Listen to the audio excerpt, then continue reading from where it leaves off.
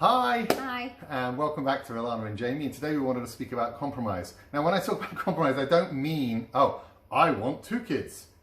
I want 3. Let's have two and a half, right? It's stupidity. It doesn't work, right? And people talk about compromise all of the time, and what they really mean is, well, you know, maybe if I shout loudest, I'll get what I want. Or if I cry enough, maybe you'll give up Cry trying. first, or whatever it is. You know. And what that does is that creates real distance between people, and you end up in a situation where, like, well, I wanted to go to Italy, you wanted to go to, I don't know, Switzerland, and we ended up in Greece. You know, I know that sounds brilliant anyway, but and I guess it's not a good example. But you guys know what I mean. You stand up in a situation where, like, neither of us had exactly what it is that we wanted. And not only do we then not enjoy the time that we had, but we actually end up in a situation where underneath there's a little bit of resentment or maybe distance, which is the exact opposite of what compromise is supposed to bring about. So we wanted to speak today about what compromise really is. Yeah, absolutely.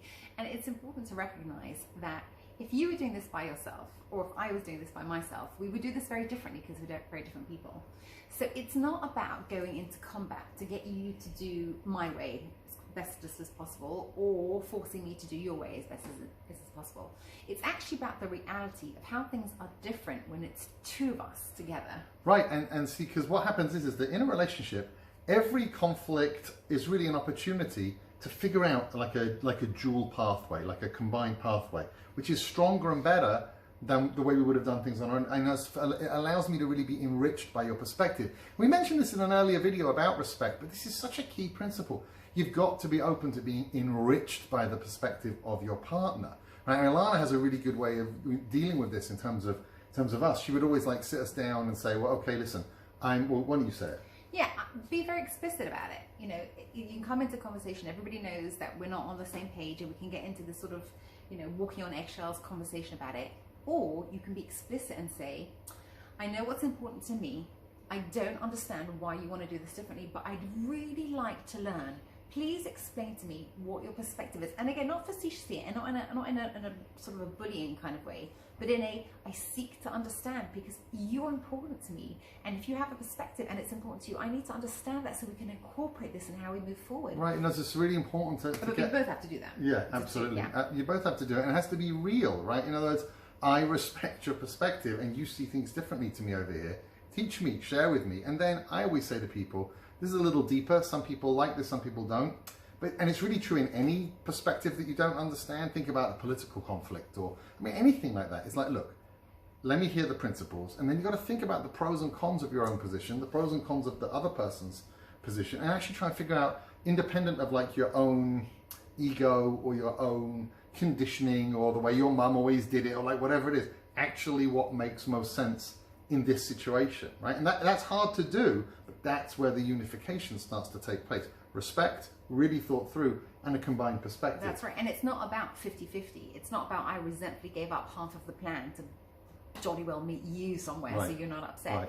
It's about something new. It's about your needs are incorporated and so are mine. This isn't specifically 50-50. Sometimes you need to meet me because my needs are deeper than yours, or there's going to be a completely different idea that comes out of it. But there's 2 of us now, and between understanding what's important to both of us and having our needs met, we're going to find something brand new that's going to, you know, really enrich us as a couple. Yeah, and life is always throwing us these opportunities. Think about it right now in terms of, let's say, Corona. You know, it could really be that, like, in terms of 2 business partners, or we're generally obviously talking about, you know, marriage, relationships, etc.